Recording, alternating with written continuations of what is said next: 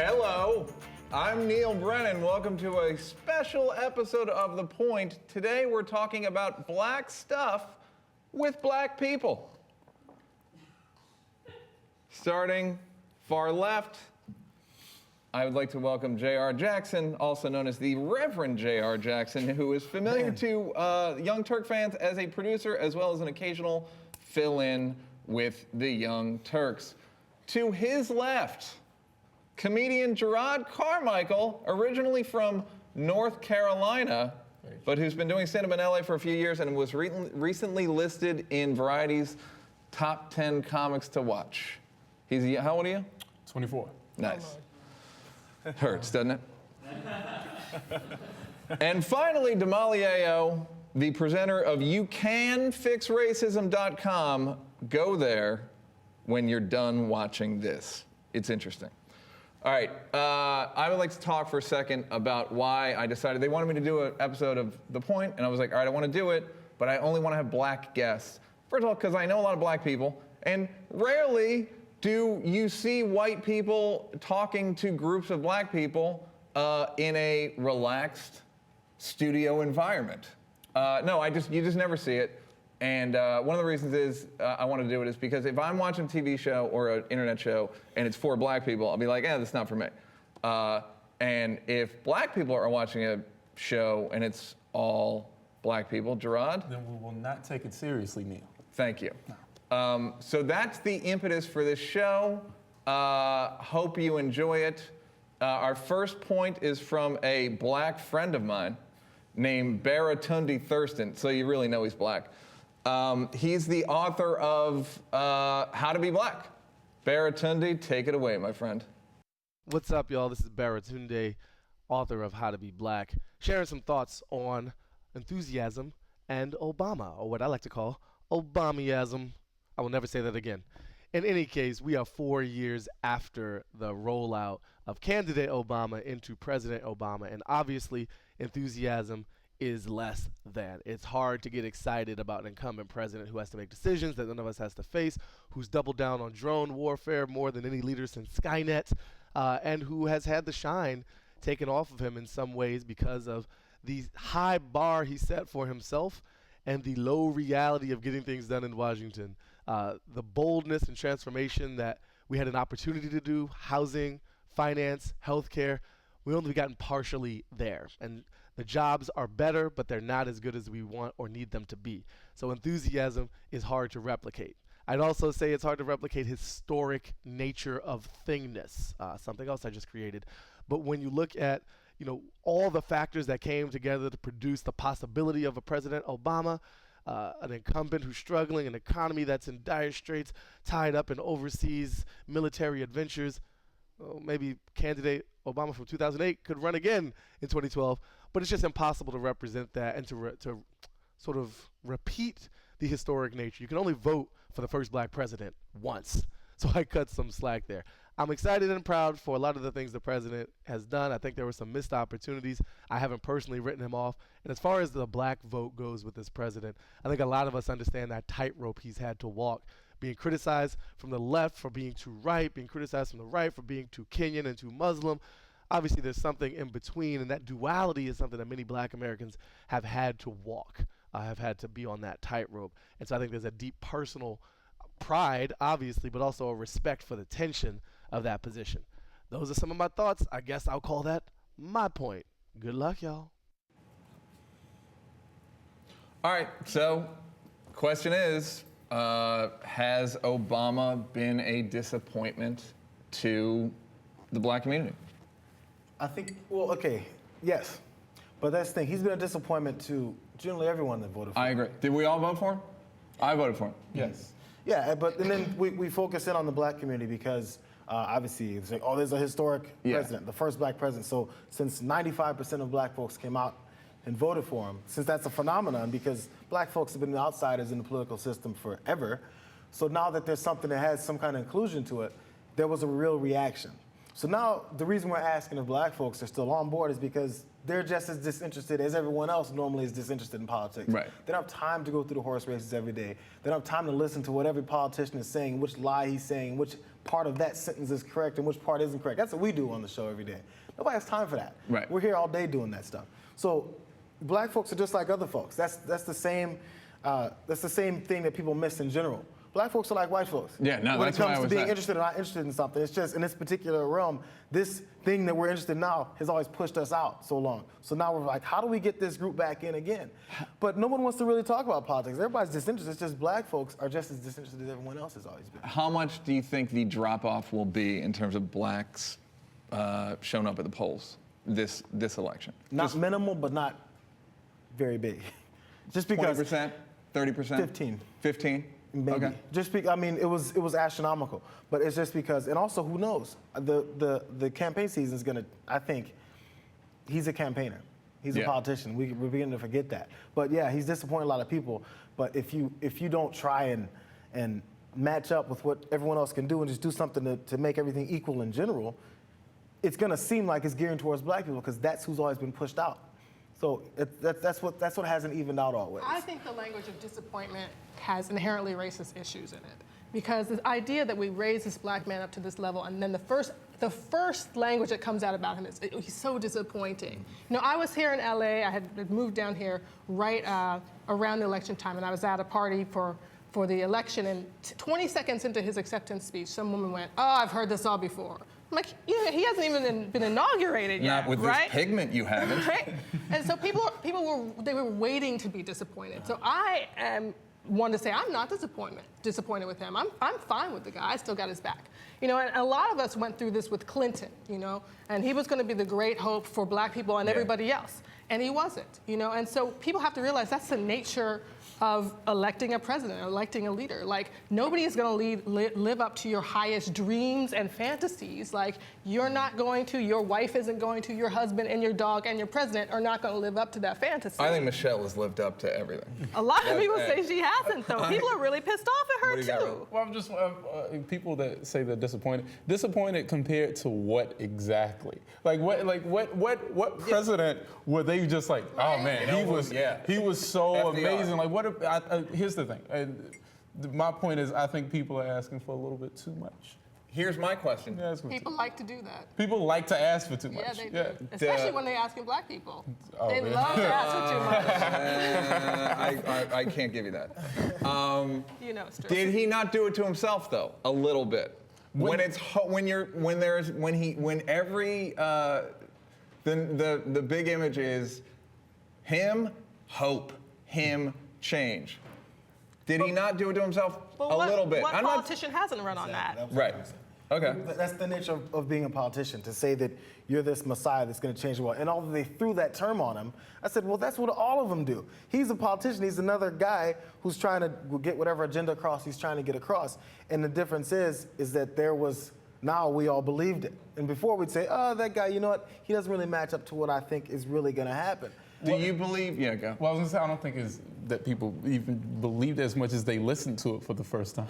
Like they listened to the same. If you go back and you listen to Jimmy Carter's speech, I'm sure it's filled with just as much hope and change and as anything. And people who we had a new wave of people who had never focused on politics before, focusing on politics, and they're new and so it's like they're playing the game for the first time. It's like, oh, this is how it works? Right, And it's no, like, you're oh. right. There were a lot of first-time The thing is, people. they still don't know how it works. They still don't realize that the president can't do everything. That's No, the that's way what I the always tell system is people. made, that the president He's not cannot the do king. anything. Yeah. But then they'll say, look what Obama's done. Man, he can't do everything. You would admit that one minute, and the next minute you'd say, look at all this he's done. He can't. Okay, has he done, knowing the system, has he done enough? I don't even call him, forget black, has he done enough as a Democratic president? That's always what I always focused in on, actually. Yeah. Because, yes, because I think so, only because there's been so many attempts.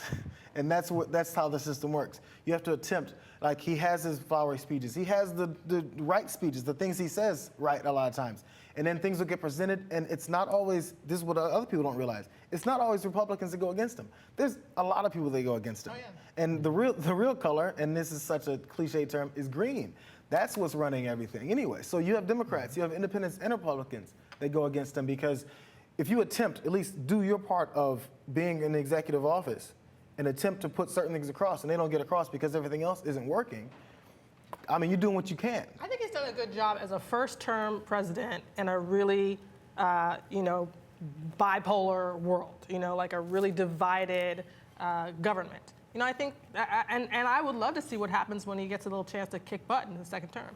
So you don't see him as a hedger? I see him as a hedger. But he can't. We knew that when we elected him. No. Like we knew that he was You knew that as a very. I mean, first of all, he didn't have a lot of governing experience. If people that look closer were like, this guy's really, really moderate. Most people, he didn't really sell himself as a moderate per se. So what I'm saying is, have you not seen him hedging a lot, healthcare, for instance, the drone program, stuff like that? I think he's learned the hedging because this is what I noticed. We talked about, we did something before about the blackness of Obama and how much he really goes out and says, I'm speaking on this term. When the Professor Gates issue went out early in his term with the Boston police, the Cambridge police that kept Professor Gates out of his house when he proved it was there, Obama came out and said, this is a fact. Police pull over blacks and Latinos more often. They don't trust us, and it was a big speech, and a lot of people said, yeah, and we were still going, that's President Obama that we just elected. And now, when it came to Trayvon, all he said was simply, and he, by the way, he had a lot of disclaimers before he said, Trayvon could have been my son. If I had a son, it could have looked like Trayvon. Yeah. So before he even said that, he said, now, before I say anything, I want to make sure that we know that I don't know what happened and that there's going to be an investigation. We want this, we want that. He's learned how, because now he's been hit over the head so many times. This is a campaign year now, too. Yeah. Well, I mean, he should have said, you should say that regardless. Like, that should be the speech, that I don't know what happened. Like, that should be the thing that people say, that they don't know what happened. And that, everyone has their feelings about it, but this is politics. And I don't want Barack Obama to only speak on black issues. And every time a black issue comes up, I don't want him to be the loudest voice. There are people that want that, and it's cool, but this is world politics. Do you think it's better that he is seen, let's say he's not an especially black president in terms of issues. He hasn't really done anything especially pro-black. Do you think that in the long run that's better for black folks, that he is basically color neutral, in that they'll just see him he's just a leader? Or if he were a black leader, it would be good for black people in the short term, but white people would not trust black leaders in the future because they're going to do a bunch of black stuff. We didn't elect a black leader. We elected the president of the United States of America. Right. If we wanted a black leader, then Jesse would have won in '84. Yeah. Thank God he did. Are you not keeping hope alive? Go ahead. Yeah. I'm keeping hope alive. Then Jesse would have won in '84 and whatever. Black people didn't even want that. Right. And then Al Sharpton would have stood what was perhaps considered even a slight chance. He did one. Shirley. He won. Favorite Shirley. Didn't Al win perm of the century? Go ahead. But we elected. Here's the thing. I think what Obama's done for black people is beautiful in terms of inspiration. I think it's a more, it's a personal thing that I think is fantastic. I mean, not even just for black people, for a lot of people, I think is very encouraging. For the underdog.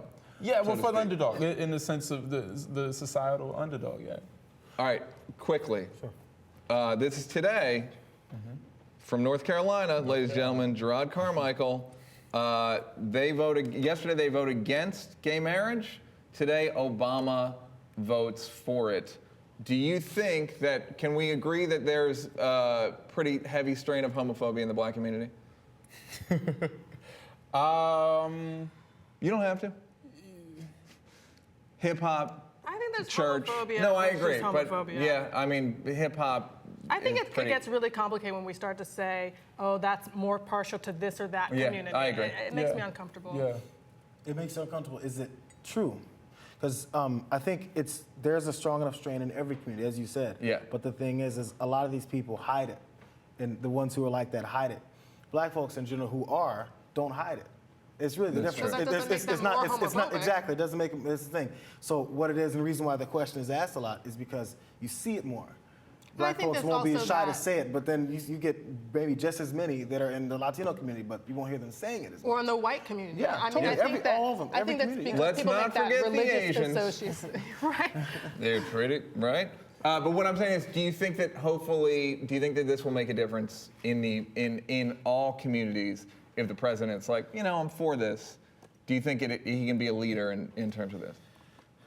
I think it's the nature of now that as you said, it's campaign season again. If it was at the beginning when everyone was hanging on everything he said, and as you said, there's some people who are not all on board as much anymore, but now it's less powerful. Now, maybe as we get deeper into this, which I said the other day, is as campaign season goes, when Joe Biden was on Sunday talking about it and first started the conversation on it, I said, this is going to go into a campaign season, and Obama's going to go full-throated, and everybody's going to be actually excited about this. Yeah. And everybody's going to say, well, look at our post-homophobic president, And it's the Close everything. He really had no choice. He had to go left of Romney, right? So. Which is not that hard to do. And you know what? Even his evolution, as he described it, it seemed pretty organic, even if that was planned. I mean, we went through all of his change of mood. And if people don't believe that he had a change in attitude, if you go back a tape, even if it's fake, it looks pretty real. And they can change just like he did. Isn't that he nice? performed the hell out of it. Well, I mean, His metamorphosis. the rule in politics is don't say anything directly that you don't have to. Yeah. And then when you have to say it, then Nobody you say told me it. that. Yeah, well, I just made it. I meant to tell I think you it's that. true, though. I just wrote that rule. happened to Jesse, and I thought it Hey. sounded pretty good. Right, you should have told Jesse. Mind if I take a break? If you Guys, need one. coming up after the break, Truth Minister Paul Scott will make a point about hip-hop's negativity on the culture at large. Coming right back.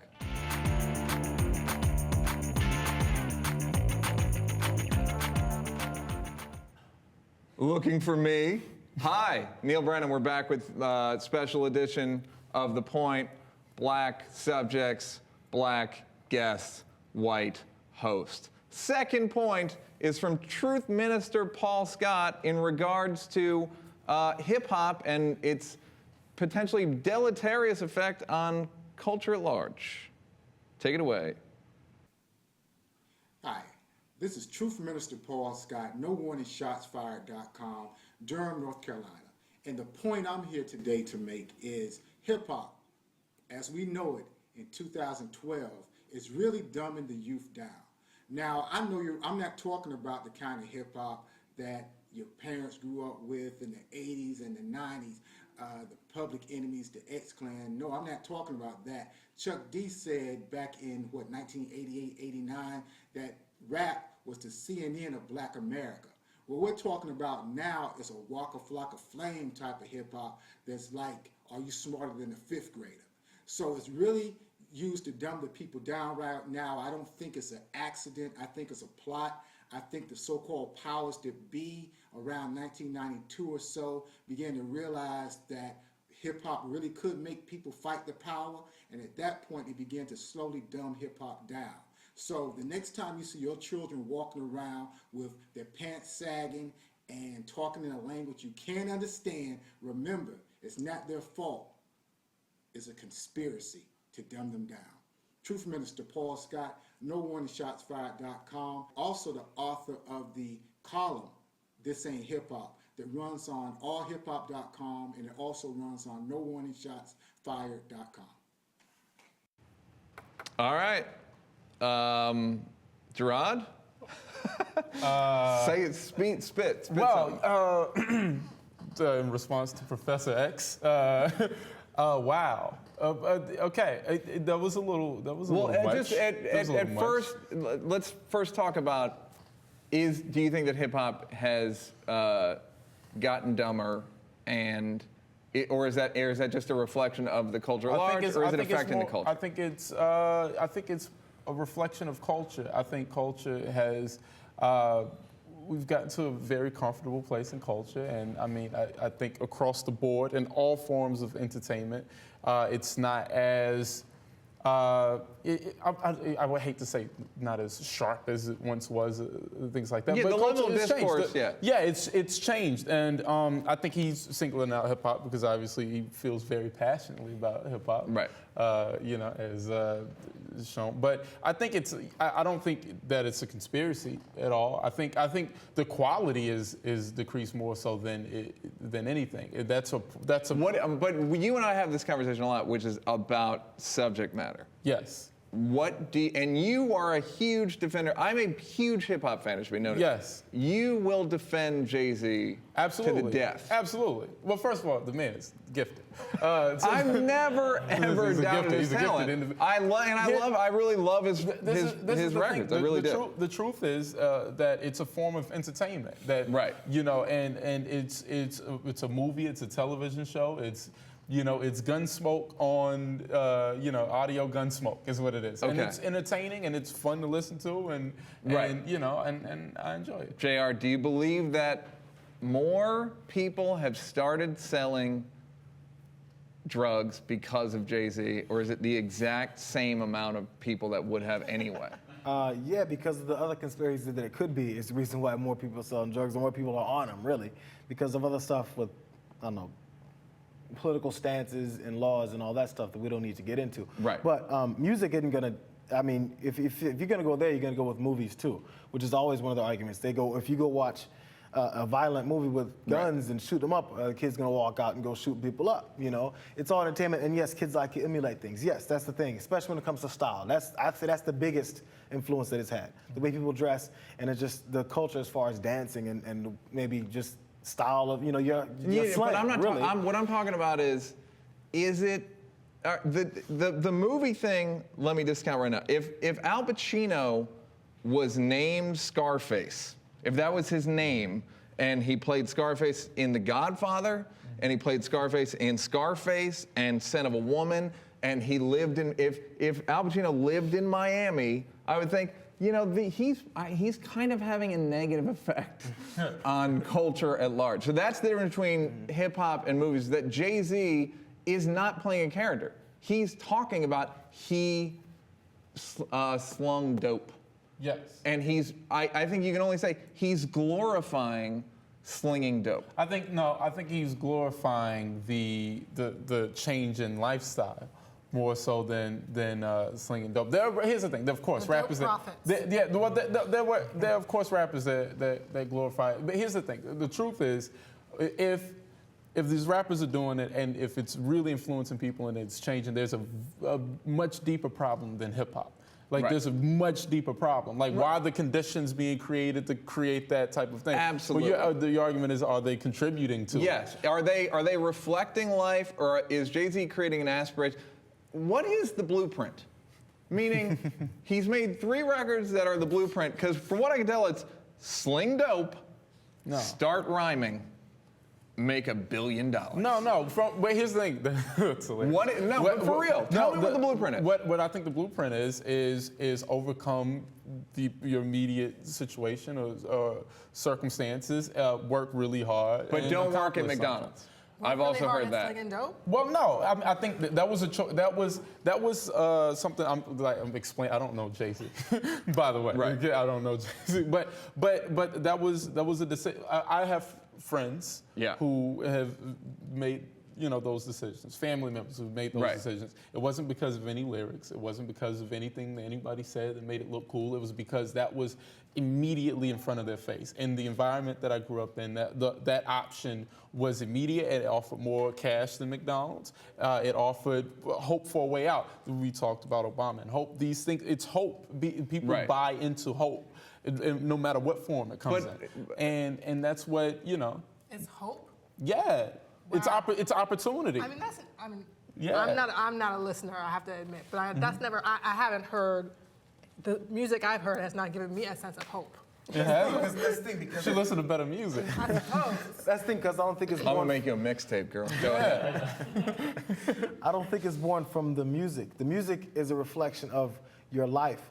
Now, the thing is hip hop started with just these artists would talk about their life, when it be from partying to dancing on a box in in the the middle of the 70s, street, yes. because that's how it Yes. started. Like, it was this culture of music, dancing, this break dancing that nobody knew about before. It's all these things were born out of it, but in reality, it was all part of real life. Now, it's become $1 billion. Were people not slinging dope in '81 though? That's what I don't understand. Like, they were. Sure, but that's the thing, and that's But the origins of hip hop were rapping against that, though, in many right. ways. Yes. But it would still be talking about where they came from, and then they see the ills of it, and that's one of the things they talk about. The difference now is that part of maybe the conspiracy that our point was talking about was now. It's not that they're saying, oh, this is the best way to bring down these particular artists. They're thinking, this is what's selling. They don't care what they're saying, as long as whatever they're saying is selling. And they have this mentality that, let's talk about women, rims, and drugs, and it's going to sell more. That's the problem. Now, they're still conscious artists. I personally don't think that came from the top. I personally am of the mind, if you saw that uprising thing on VH1 about the riots, and Arsenio said about the Chronic, which to me was basically the end of conscious hip hop, this is what we do when we party. Songs about partying are way easier to palate than songs about uprising and fighting, fuck the police, going back to Africa. Like, you know, Marcus these are pain. It requires like responsibility. And what I'm saying is, I don't think that it came from Universal, MCA, Bertelsmann. I don't think it came from the top. I think it came from, it's like any other thing in showbiz. This works, make more of that. You know what it is? What I think, if conscious hip hop is dead, is because I think people respond to passion, right? The passion and what people feel, and that goes through music. And people respond to that energy, and that's entertaining. That's fun to listen to. Right. And if rappers seem to be more enthused about selling drugs or whatever than the opposite of that. Have you heard I love selling drugs? I don't know about it. No, one of my favorite songs is I love selling drugs. I think there's a lot of passion in conscious hip hop, though. I think you can say that. I do too. That's what I'm saying. And I also don't think I don't think Jay is even the most. He's not a passionate rapper necessarily. No, His but style's not passionate. there's a lot of emotion. It's like not Busta loud. Rhymes is way more passionate. No, Busta Rhymes is louder.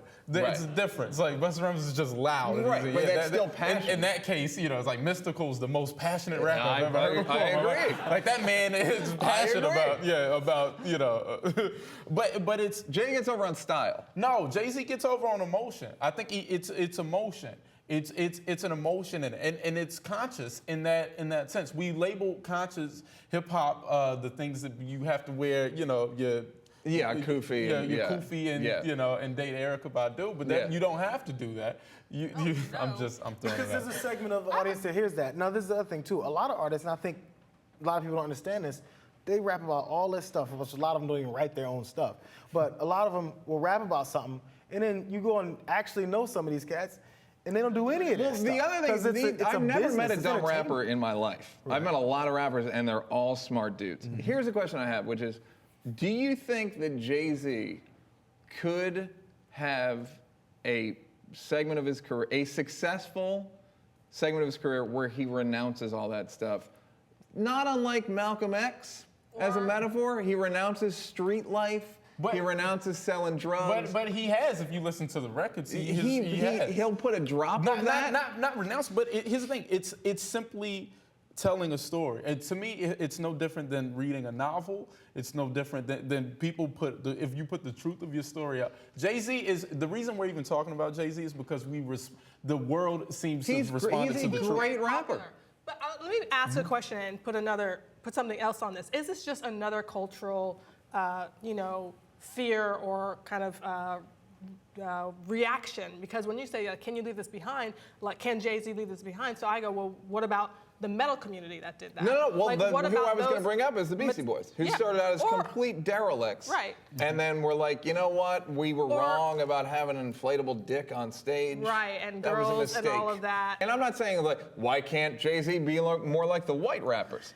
What I'm saying is, is it possible, now that Jay-Z is in charge, he's got his own record label, he could rap about whatever he wants to rap about. Yeah. So to dispel what he was saying about there being a conspiracy, Jay-Z is in charge. He can rap about whatever he wants and get it played on the radio, but yet he keeps rapping about selling dope. Yeah.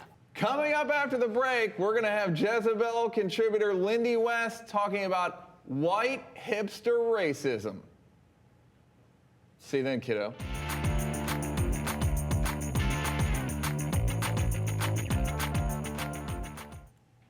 Hi, welcome back to The Point. I'm the Crypt Keeper. This is a special episode of The Point. It's all black guests talking about black issues, white host. Final point from a writer for Jezebel named Lindy West talking about white hipster racism. Take it away.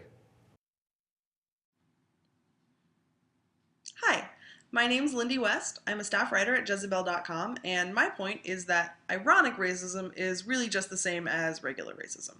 So ironic racism is this idea that I can prove how totally not racist I am by just mimicking things that actual racists actually say as a joke. So I might be like, hey guys, this is my black friend, but don't worry, he's not gonna rob you because he's totally tired from eating all the fried chicken all day.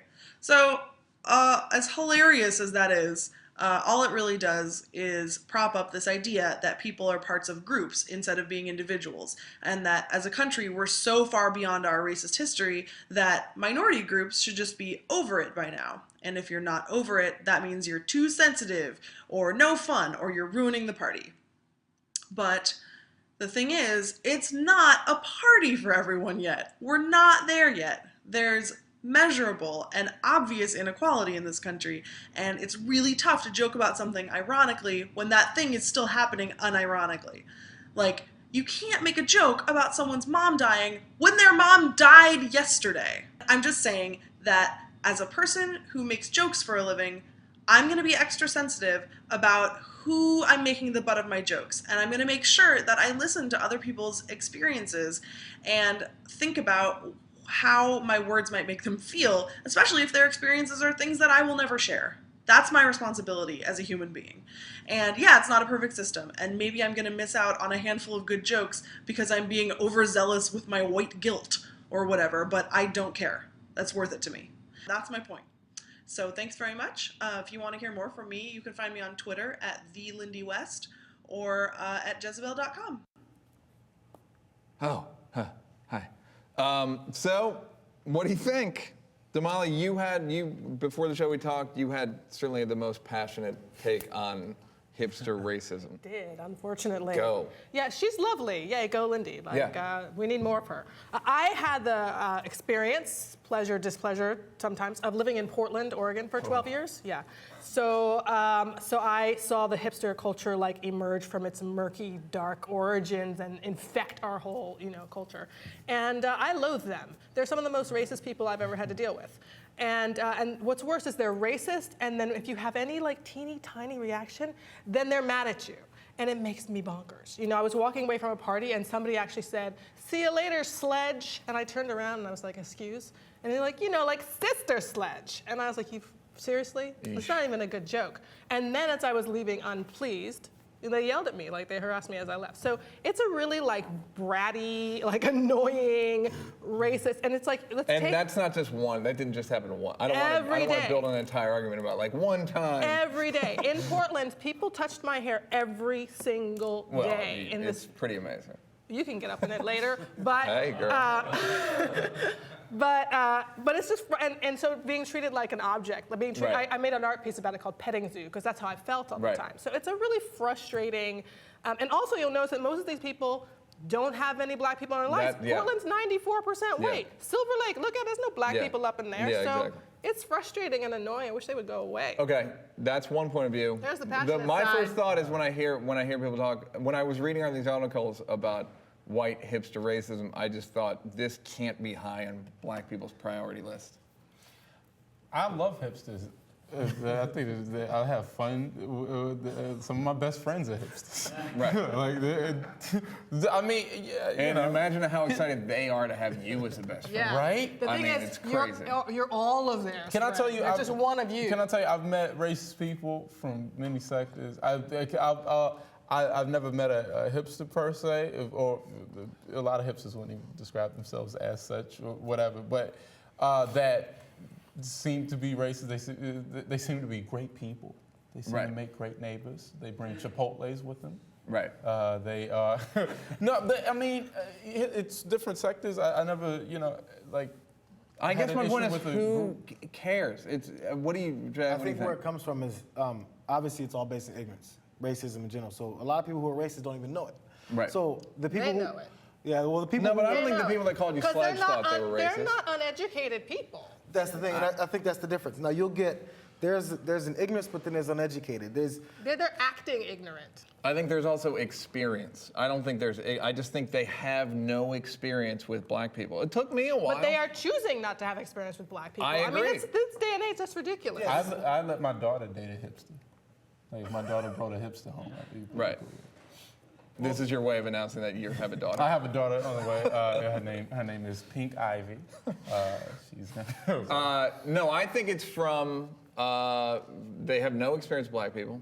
They get excited. And they want no They get experience with free. black I can defend that also. Go ahead, Joe. I think there's a different reaction to it. Now when you hear that hick is a racist, you think of this guy with Right. no shirt on and then and overalls, right? Right. And then he goes, "Oh boy, them niggers," right? But Can you do that again? Let me do it. Okay, go ahead. So then that's our first mindset, which is why maybe this is sometimes different reality to some people. That, oh man, you mean those hipsters who actually have seen some black folks before? There's a hateful one, and there's one that thinks that it's a loving. But at the same time, they don't realize how absolutely insulting they're being as you experience.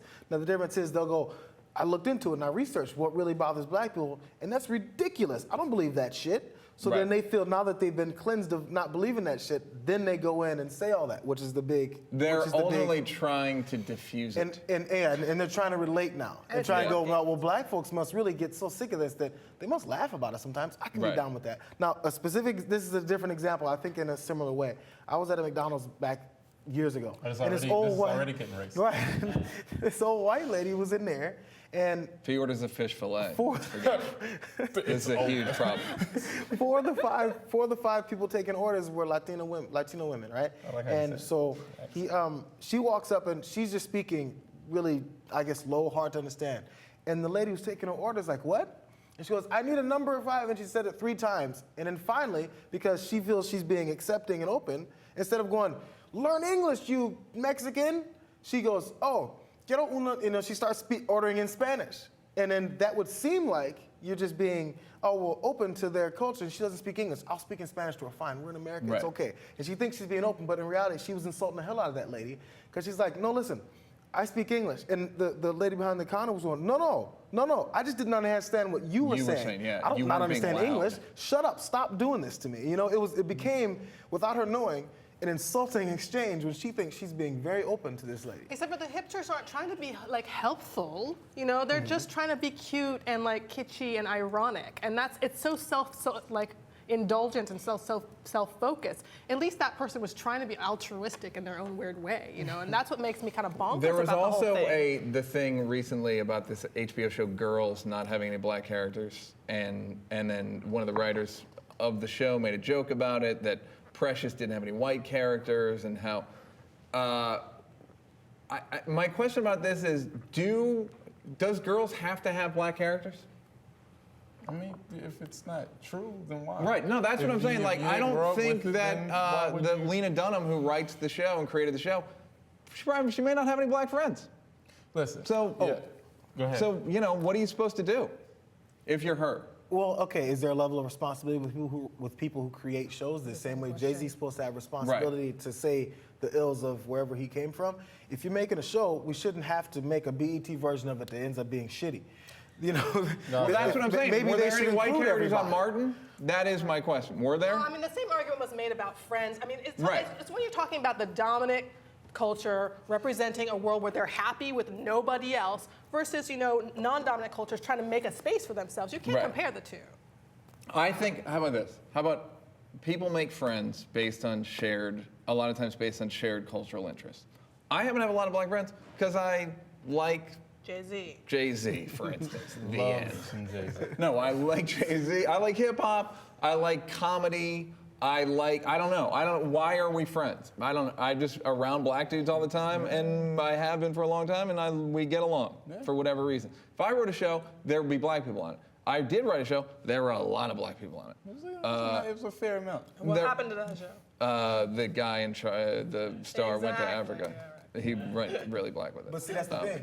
It's successful though because you're not trying to just. Right. I didn't go. We should have a white person enter this scene. I guess the point is. But that's the thing. When you live in a culture that's actually integrated, where you actually have experience, the decision makers have experiences with lots of different people end up in what they produce. And so the problem is the fact that that person who's producing it is living in her own limited world, and that's cool. So is this a referendum on who Lena Dunham's friends are?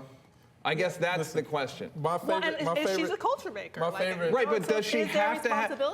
Where she grew up, she probably didn't go to school with black girls. She probably or black. Tell your story. I mean? Whatever your story is, tell it as accurately as possible. I think that's a totally legit point. But there's also this equally legitimate point about what kind of world do we want to represent that's good and happy and positive. Like when I go to films and there's no people of color in it, I feel really left out. Like I cried at the end of X-Men First Class because they killed that black dude so fast, and that's been something I had identified with. Maybe there are people who want to identify with this show and then feel completely excluded and unwanted in that world that they want to connect to. And I think there is a responsibility when you become a culture maker. You never see Roots because you're going to be very, very upset. I'm already in therapy about my childhood experience with Roots. Don't worry about it. I never watch anything good and say, where are the black people at? Right. If I watch something bad, I'm like, well, if it was gonna suck, you could put every race in here so we could all get paid on this horrible project.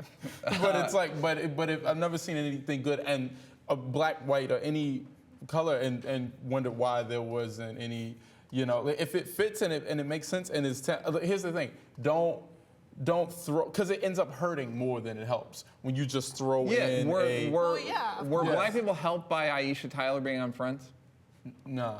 For that one episode. Yeah, that's what I mean. Like, did it make a difference? Would it have made a difference? I mean, a lot of people talked about that because she was very expendable. It was a whole long conversation. If she were chosen and she was great and fantastic, I think she's really. I'm of the mind that if it's true to the story, and if Lena really had black girlfriends, I bet there would have been a black character on the show. So it just so happens she probably didn't grow up around a lot of black people. I don't know if it's on her to go out and seek black friends. I know I never seeked black friends. I just happen to be around black people. She should seek a black writer. Yeah, exactly. The decision makers. You just do something to. But what difference? It's Lena's story.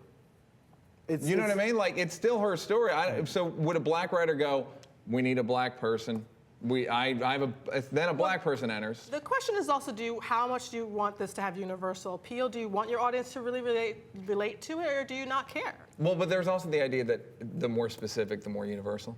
So is it possible for a group of black girls to watch girls and go, that reminds me of us? That's totally possible, but you could also argue that being representative is also relatable. So, I mean, I think it can go either way, but having a conversation is important. I like that, though, because I've always identified more with the soul of a character. I love the Cosby Show because it was great, and you identify with the people and the emotion, and you and it's entertaining, and it's, which is the purpose of television. Right, but could you just give a white show to prove your point? To prove my point? Yeah, because you just contradicted yourself, kind of. Where you said you relate to characters like the Cosby Show. Well, yeah. Well, I'm saying the reason wasn't just because it was a black family. Like it wasn't just that we'll do a white show to make everybody. I love Seinfeld. Seinfeld's one of my favorite shows in the world. And see, now is everybody happy? Here, I thought George Lopez was a great family show. I like that show too, actually. I thought I kind of like that one. Everybody hated that show, but I actually like that one. I'm trying to think of an Asian show. Somebody give me an Asian show, quick. Happy Days. Pat Morita played Al, or played whatever, Arnold. I have a point if you don't. Yeah, no, go. All right, Mr. From that. One at a time, what advice would you give to white people who would like to be friends with black people? Oh, Lord. One at a time. Just a little split. Here's my person. Don't call me. All right, this is my first piece. I'll get you started. Don't remind them that they're black. That's my first piece of advice. Here's my favorite phrase. Oh, Damali, I saw this racist thing and I thought of you. Don't do that. Okay, good. I think I'm too easily entertained to care. It's like if somebody, a white person, came and said, "How about a black friend?" I'm like, well, this seems entertaining. It seems like Oh yeah, this is a crazy. But you and I like fun. antisocial people. Yeah, naturally. That's true. As comedians. So yeah, I mean, you know, I don't deal well with emotion.